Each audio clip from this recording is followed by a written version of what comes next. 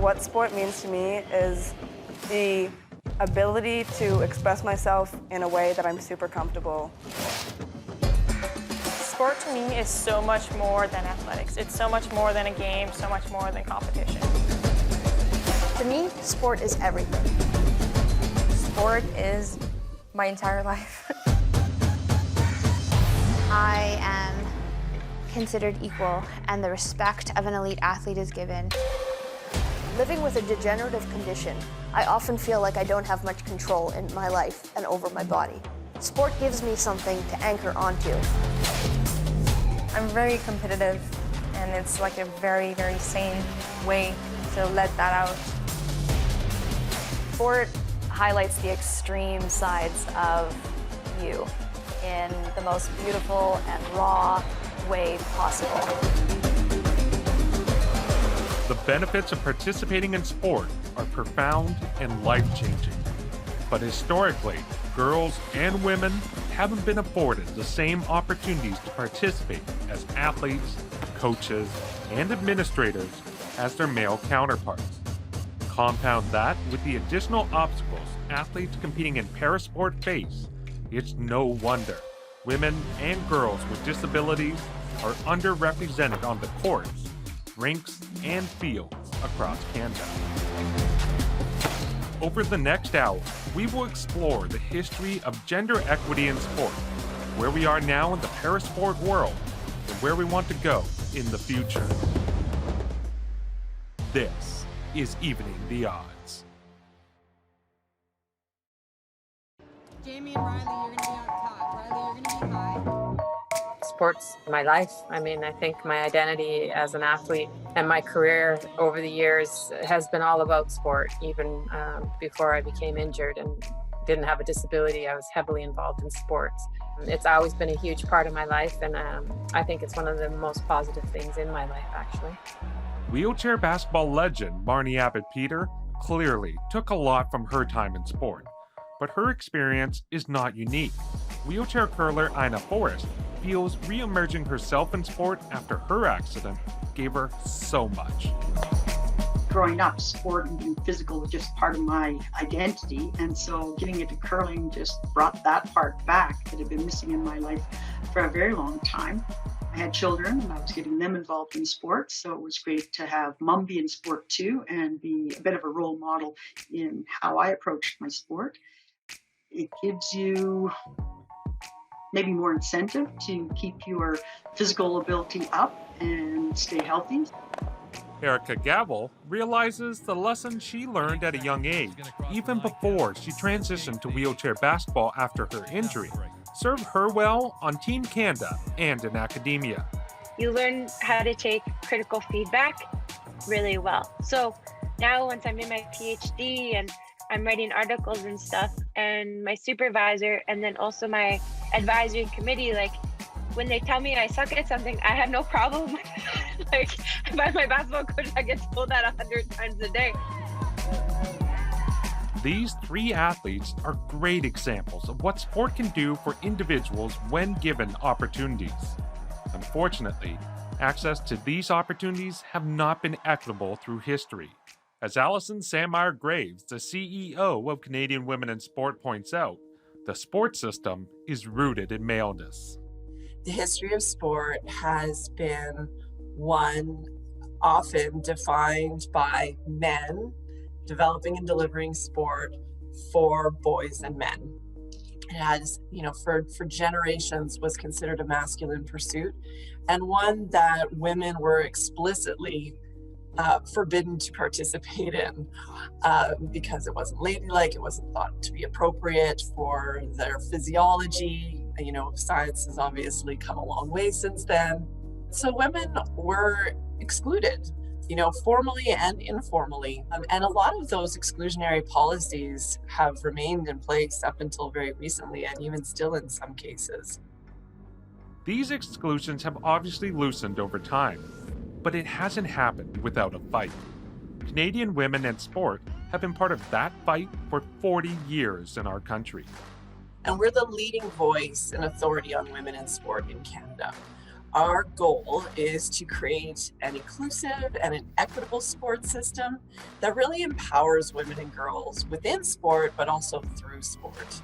So we work really closely with governments, influencing policy and advising them on their investments. We work with media and companies, but most extensively, we work with sport organizations and leaders to really build their knowledge and their competency to bring gender equity to life through their work. Another aspect of their work is research, and consistently the numbers demonstrate why we must stay focused on the issue. In their most recent report published in June 2020, they found while participation rates for young children are similar, the gap between males and females grow exponentially as youth reach their teens. By the time female athletes reach their 20s, only about 25% are still involved in sport on a weekly basis. In stark contrast, about 49% of males are still involved, almost double the number of women. The shocking numbers don't end there. The report also found 1 in 3 girls drop out of sport versus only 1 in 10 boys throughout their lifespan. Somehow men stick in longer. And I think a lot of that has to do with the habits that they build through those teen years, right? That's where they're shaping their identity, they're shaping their preferences and habits. So they've developed those habits more so than women and girls have, or than young women have. And also just, again, that dominant culture telling us what's important to us, right? Men and women get very different messages about how they should be spending their time and what's valuable. For men, sport is where you become men and express your masculinity. For women, seems like we're told it should be shopping and things like that, and that it should be focused on, looking attractive. And then it's just the quality of opportunities too. So within a lot of sports, the opportunities for boys and men are vastly greater than they are for women and girls. It's just a lot harder to find places to play for women and girls in a lot of instances. Dr. Gretchen Kerr is a Vice Dean at the University of Toronto and the co-director of the E-Alliance, knowledge-sharing hub of scholars and organizations from across the country, dedicated to producing and disseminating research on gender equity in sport in Canada.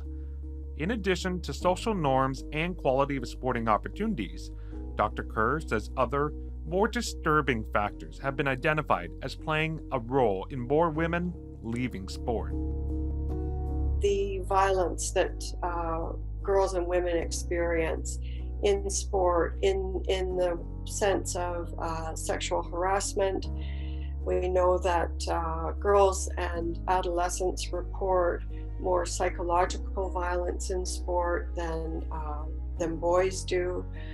So this interpersonal violence notion is also extremely important. If you are more likely to be the victim of sexual harassment in a sporting environment, you are more likely to leave the game. Allison also noted other disturbing trends when looking at female athletes with disabilities. Too often, we do talk about women and men and forget that there are all kinds of other layers to people's identities, all kinds of other factors that impact how they experience sport. We did a study earlier in 2020 that included women with a disability and girls with a disability, and they reported more barriers than their able-bodied counterparts in things like self-confidence and body image and injury. And if we're not attuned to those and really designing intentionally to support women and girls with a disability to participate, then they're going to be left out. And that's what's happening. As girls with a disability reach their late teens, they are 8 to 10% less likely to be involved in sport than those without a disability, a trend Allison finds especially concerning when coupled with what we already know about dropout rates. There's also then a significant gap between women and men that grows as girls enter teen years and beyond. But so for women with a disability to be participating even less than that means that they're really missing out on the benefits that physical activity and sport really can bring to their lives. Allison and Dr. Kerr were both quick to point out that much more research into the intersection of disability and gender equity in sport is necessary to better understand how to best serve female athletes with a disability. And they aren't the only ones who have come to that conclusion. In our literature review of the academic literature worldwide, we only ended up with 45 papers that had a combination of talking about sport for people living with disabilities and gender, which is very little. Dr. Diane Culver is an associate professor at the University of Ottawa and disability research lead with the E-Alliance Research Hub. In general, what we know about the parasport world is there's a lack of athletes, there are a lack of participants, there are a lack of coaches. So there's a lot of work to be done, period, in actually getting people living with disabilities into sport. But beyond that, there's just very, very little data out there on the experiences of women versus men, or even non-binary gender, even more so. So while the hard data is lacking on the intersection of gender equity in sport and disability, the benefits of participation on health are well documented. Though Karen O'Neill, CEO of the Canadian Paralympic Committee, believes strongly sport can do so much more. It's critically important for girls to be involved in sport, particularly a young girl with a disability. In addition to the really obvious benefits of sport, whether it be physical, psychological, social, emotional health, strength, confidence, I'm also going to say independence, because through all of those things, the end output is going to be independence. For a young girl or woman with a disability, independence, I think, is amplified in terms of its needs and requirements. So it's really important, it's really critical, and I think it can be a difference maker just in quality of life and perspective going forward. Man, we're taking over, yeah, we're running the world. If we stick together, there's no stopping us, girl. More to come on Evening the Odds. Welcome back to Evening the Odds. The benefits of sport for women and girls with disabilities are numerous and clearly understood. Fully grasping the value of involving more women and girls, individual parasports have implemented different models to foster gender equity. Some run two separate but equal teams. Men compete against men, and women versus women. Several parasports went the other direction, deciding one of the mixed-gendered models is the right path. CEO of Canadian Women in Sport, Alison Sandmeyer-Graves, feels the parasport world finds itself in a unique position. I think what's really exciting about the fact that you do have these different models on the go is that it does create an opportunity to explore the pros and cons and to maybe move towards a model that that does best represent gender equity and, of course, meet the needs of the sport as well. And Canadian Women in Sport has some simple advice to determine if the model is working. We encourage people who are leading programs or leading organizations to make sure you talk to the women. Consult them on their experience, consult them on what motivates them and what's holding them back. Get their perspective on the level of support and opportunities being offered to them. And you'll gather a lot of really valuable insight that can allow you to either fine-tune where you're at or perhaps take some larger leaps. One sport that seems in need of one of those larger leaps is para-ice hockey. For me, I don't believe the mixed gender option that's happening at the international level is working. When you look at the sports record at the Paralympics, it is impossible to not come away with the same conclusion as head coach of the Canadian women's para-hockey team, Tara Chisholm. We had the first woman compete in 1994 in the Paralympic Games. So there was one woman from Norway that competed then, and then in 2010, we had a woman that was wanting to roster for Team Sweden and was not allowed because at that time they had determined that it was a men's tournament or it was not safe for her to participate. And then it ended up opening back up to women after some advocacy in the community. And then in 2018, we saw Lena Schroeder from Norway, again, being able to compete at the international level.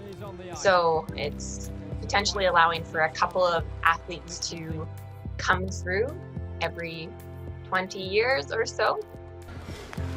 And in Canada, during that same time period, not one female has cracked the lineup for our Paralympic team. This lack of opportunity has a trickle-down effect that ensures the status quo. The stories that I hear from our women around navigating the systems that are currently in place, and they're systems that aren't necessarily talked about out loud, but you have provincial coaches, you even have club coaches that will blatantly not work with or help to improve the skill of women and girls with potential because they don't believe that there is a future for them in the sport. If you had a 14-year-old girl who is excelling on your club team and you had a 14-year-old boy right beside her, that boy is getting more attention and more looks than that girl is, because no one has ever seen a girl in Canada or a woman in Canada at the highest level.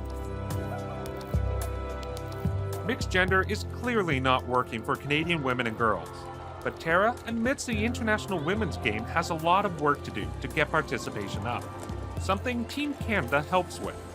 But for now, their only real competition is Team USA. So as Tara and her team fine-tune their skills versus their rivals down south, they push for the ultimate goal. We look at what are the Paralympic Games intended for? Like, why are they created? Why do they exist? For me, it's inspiring the next generation to be a part of sport, to be a part of hockey, to be a part of that community. I think that is a major goal that we would want to see achieved, and just have more people playing the game that many girls and women already love. While para ice hockey is still going through growing pains in its fight for gender equity, wheelchair curling's mixed gender model has helped the sport reach a level of equity rarely seen in high-performance sports. 1, 2, 3, stand! Wheelchair curling Paralympic gold medalist Ina Forrest credits the creators of the sport with having the forethought to put in the rules from the beginning that one man and one woman must be on the ice at all times. There's more men, and so without having the rule that women had to be involved, quite likely teams would have developed, so it was more just straight male teams and not very many women would be involved. I am certainly appreciative of the fact that they were at that point, which is, early 2000s, were already considering sort of the mixed gender and making sure that they gave equal opportunity to women and men in the sport. So I appreciate the fact that that happened long before there was so much emphasis on mixed gender in sport. Policy can make a huge impact, though the sport still skews towards a male majority, unlike the general population. Teams consist of 5 athletes, typically 3 males and 2 females. But some teams only carry 1 woman. A risky move, according to Ina.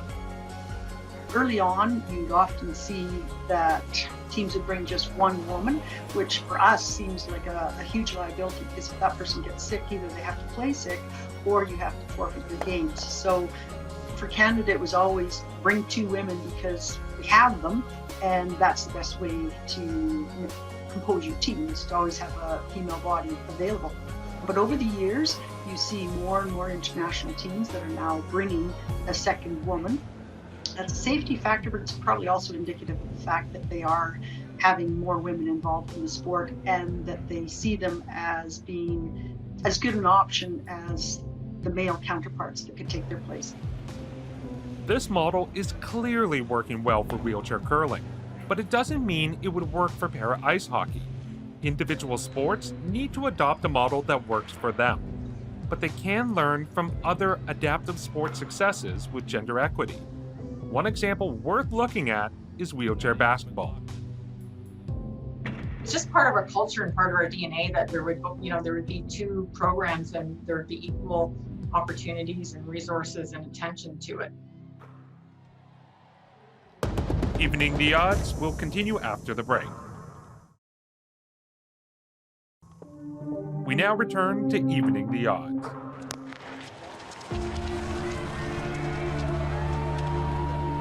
Reaching gender equity is difficult, and each parasport must work towards that goal in their own way. For Wheelchair Basketball Canada, a model based around two separate but equal programs has thrived through the years. According to Wheelchair Basketball Canada's Executive Director, Wendy Gittins, gender equity is part of the program's foundation. We're an inclusive sport, and it's one of our core values is inclusion, and it's just part of our DNA. It's what we do, which is fantastic because it's just built into the culture of the sport. And our women have had so much success that they have stayed, front and center for that. They've earned that acknowledgement and our ability to celebrate them. The doors that has opened for the organization because of that success, is remarkable. As Wendy alludes, it was the women's program that was able to reach the ultimate prize, gold medal at the Paralympics before the men. In fact, they've built a dynasty, winning 3 straight gold medals between '92 and 2000.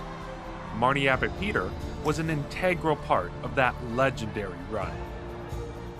I think with the success that we had, we were able to help inspire Sport Canada to give us carding and put us on par with other amateur athletes in Canada, and helping that success over and over and over, and be able to repeat so many times and have so many gold medals and wins at world championships, I think was definitely a side benefit for the men's program in terms of what we were able to accomplish as an organization and as a national sport organization.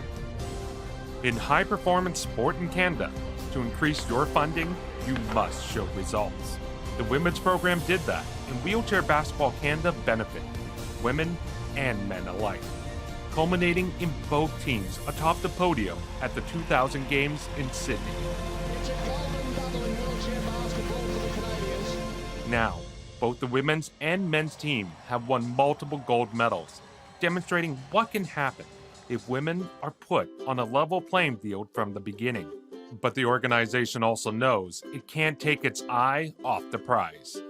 We know we have to work hard to get women into our game. We know we need to do a better job at recruitment and retention and all those things to close some of those gaps. But the work that we're doing with Canadian women in sport is very valuable, and I think it is showing us some of these gaps. Our hope is that we will be able to get some recommendations and be able to develop a plan going forward that addresses some of these gaps, so that we are continually improving in this area and growing, and we're not stagnant. Because I think that's as soon as you think you've got something covered and sort of rest on your laurels, you're stagnant and you're outdated. So it's just that drive to continue to push and progress.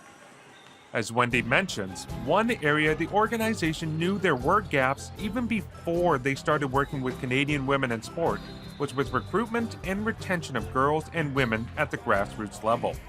But just because they're waiting for recommendations doesn't mean the veterans are sitting idly by. Everybody doesn't want to be a high performance athlete, and if you go out to a rec program and it's a bunch of guys scrimmaging around, and it's not always the most welcoming environment for a woman or for someone who identifies as a woman. So here in BC, we've created a couple of different programs. We've got Go Time, which is our girls only program. It focuses on teenage girls. And then our WOW program, which is called Women's Only Wheelchair Basketball. And so we've been able to develop some specific programming to help support women and try and get female coaches in most of those opportunities as well. Getting more women into coaching isn't just a focal point for Marnie at the grassroots level. There's also another area wheelchair basketball is looking to improve.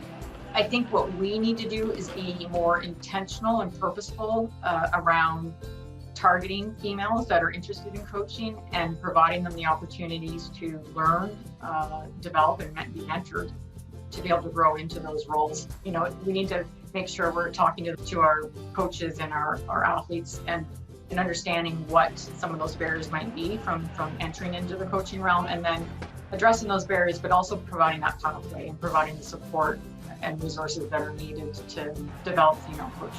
The problem, of course, is not unique to Canada, as Erica Gavel, current member of the women's national team, can attest. when you look at the staff, especially coaching those teams and leading those teams, while they're trying to increase and improve that gender gap from the athlete level, the people that they're hiring to fill those positions to lead those teams are typically men. And unfortunately for Erica and other women, that stark divide in power is visible beyond the sidelines. I was on the International Wheelchair Basketball Federation call a little while back, and at the top level, there were 20 men and 3 women, including me. I've never been in that type of situation where it's been that apparent that we clearly have a problem here. So while Wheelchair Basketball Canada has put females in positions of power, they want to do better in the future. Across the board, in almost all sports, a lack of female leaders is a huge problem, which Erica believes has a lasting effect on women and girls. I mean, you can't be what you can't see, and I mean, how do you know something is possible if you've never seen it before? Stay tuned for more Evening the Odds.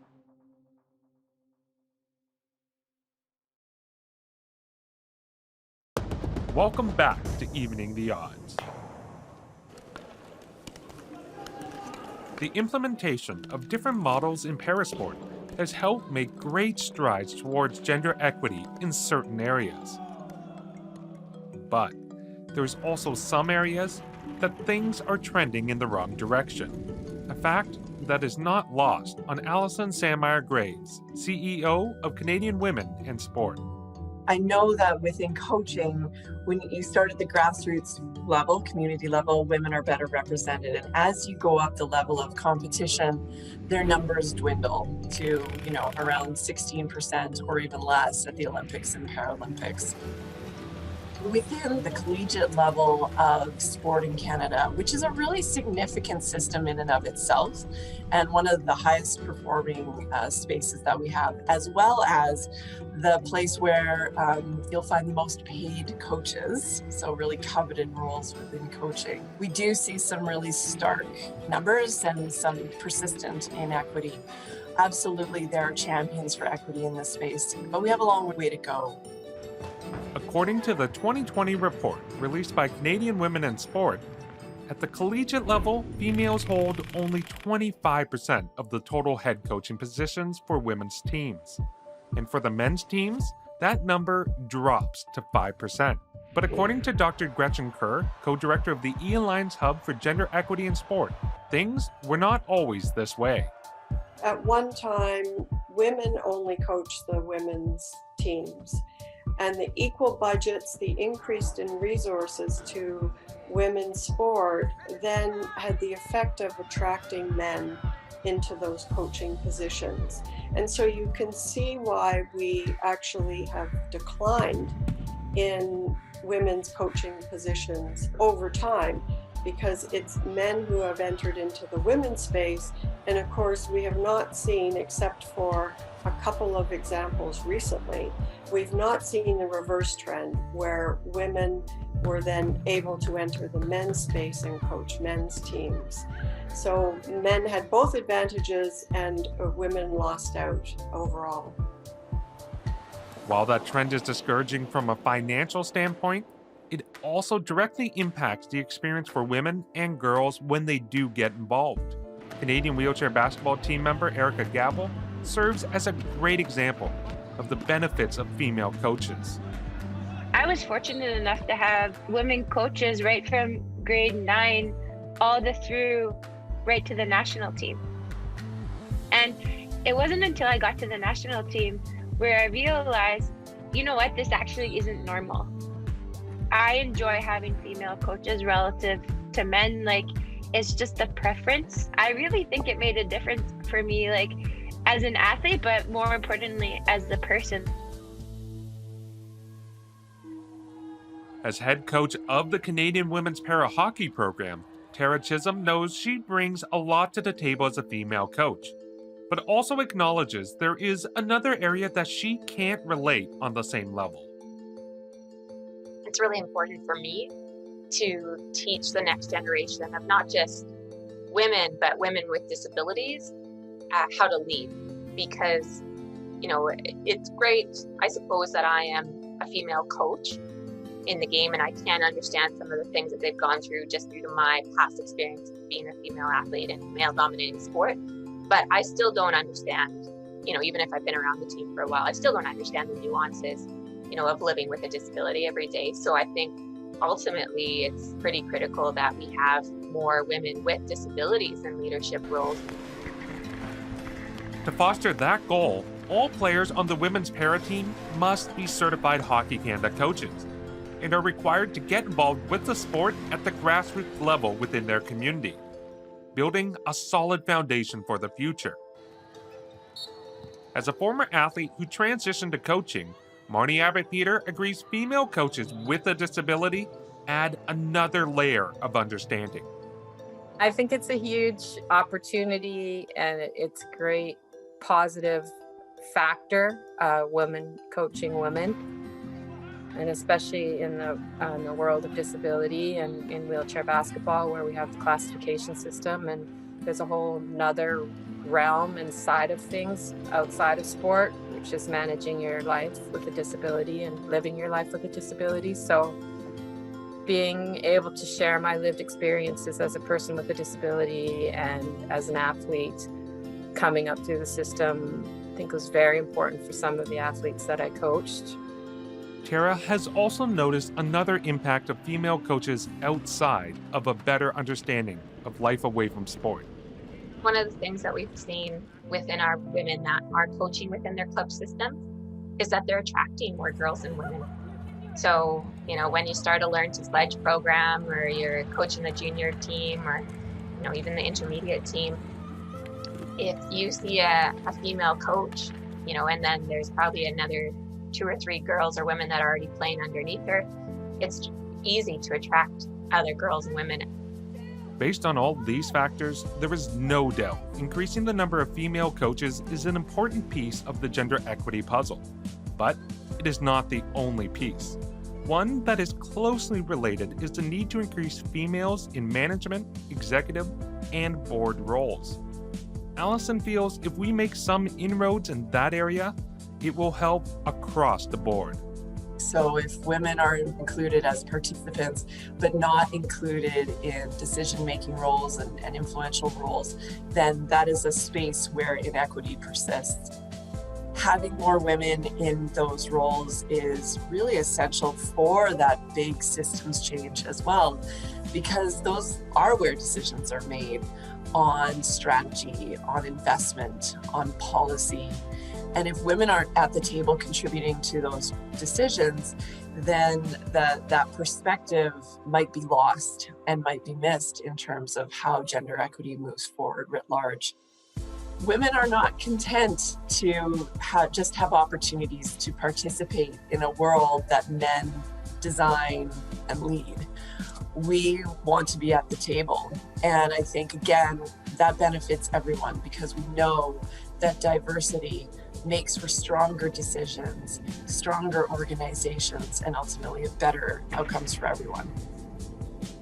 But there are signs of improvement, and according to Erica, that matters for a couple reasons. One thing that's super cool about the Canadian Paralympic Committee is that the CEO is female, and then also the director of sport is female, right?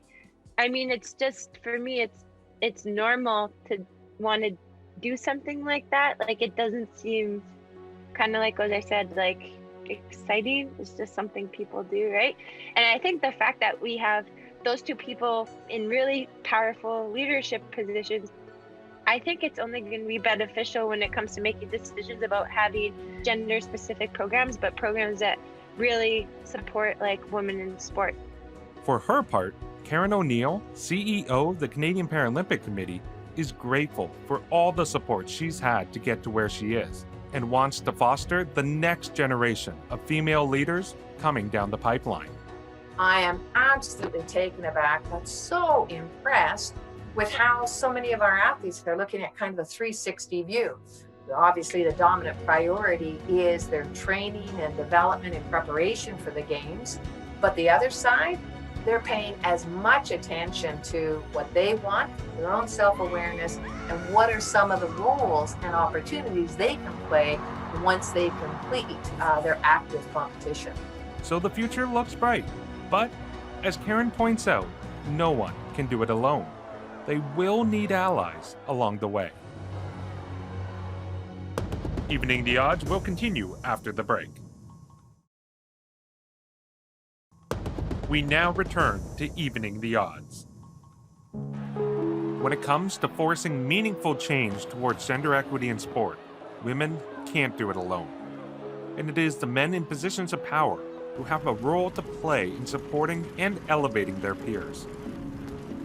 And male allyship is inviting them in, absolutely, but saying, come have a seat at the table. We're interested in what you have to say, and we respect and value what you can contribute to this space. Let's go build this together. Canadian Women in Sport CEO Alison Sandmeyer-Graves sees male allyship as a critical tool that can take many forms in the sports world. It could be a mentor prioritizing the advancement of his mentee and using his power and his influence and his access and networks to move that person along and to open up doors for them. I think that is a very powerful and important form of allyship, and one that is available to anyone. On a broader level, there are men in many positions of influence within the sports system. What are they doing to use their power and their privilege and extending it to women, and using their decision-making abilities to make decisions that challenge the status quo and that create opportunities for women and girls? For too long, however, women in sport have not been supported by their male peers, even when they held leadership roles. A feeling all too familiar for Dr. Diane Culver, Disability Research Lead with the E-Alliance Research Hub. If it's a group of guys and there's like one or two women, they're going to talk as if you're not even there.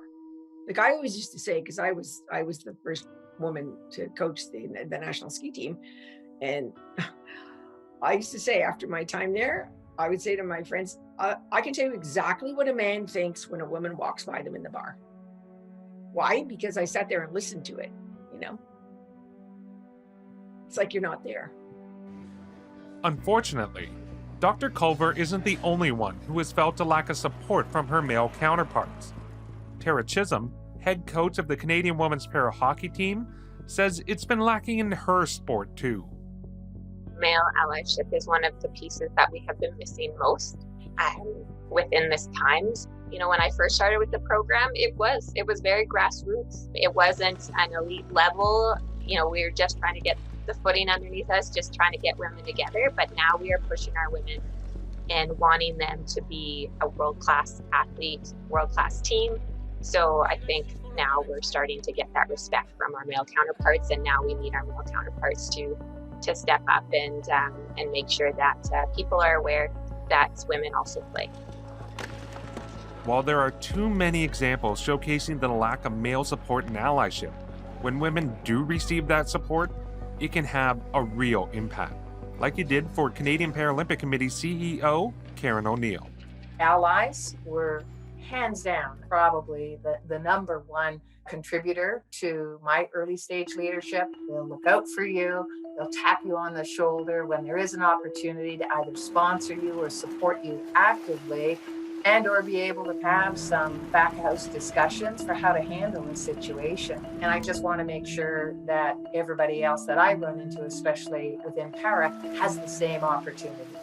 It is clear that when gender equity is fostered and supported by male allies, women can thrive.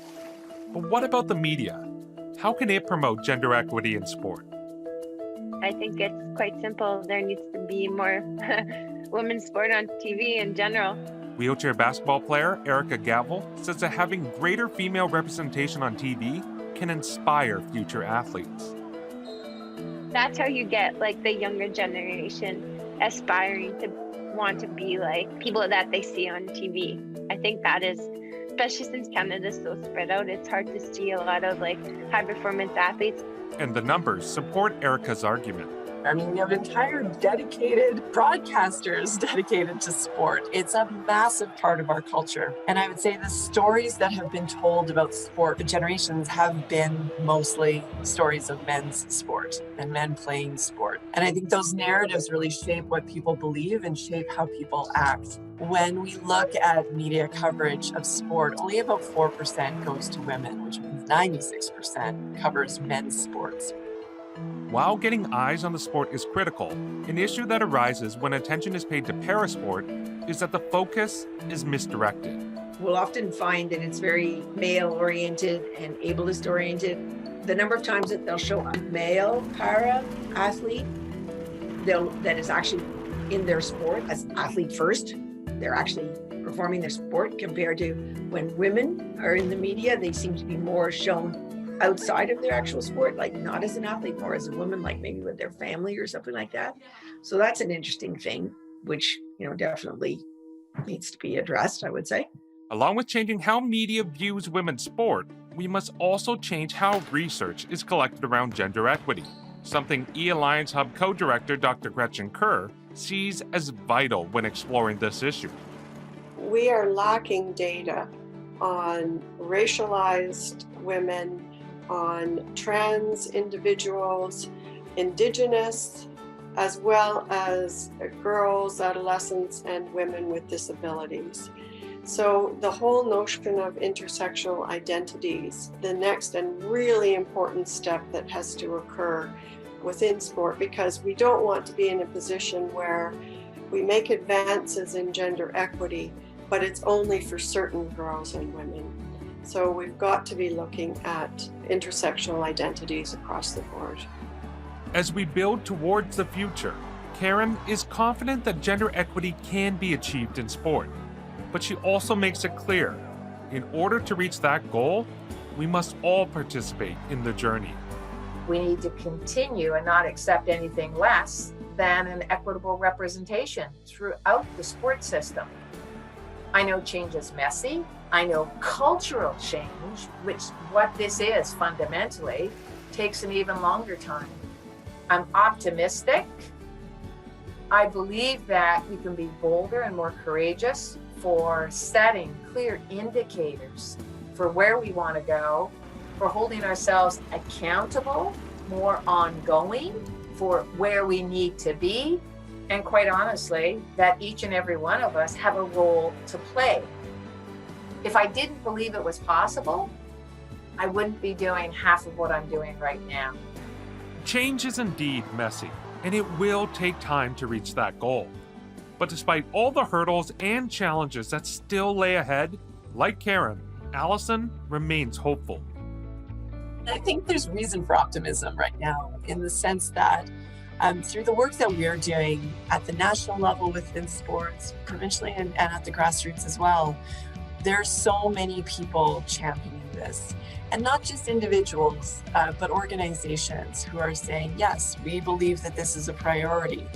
It's a little bit of an outdated stat now, but heading into COVID, 89% of national sport organizations said that gender equity is a priority for them. We can work with that. That's a great place to be, because if we know that there's this readiness for change, then we can start to move it forward.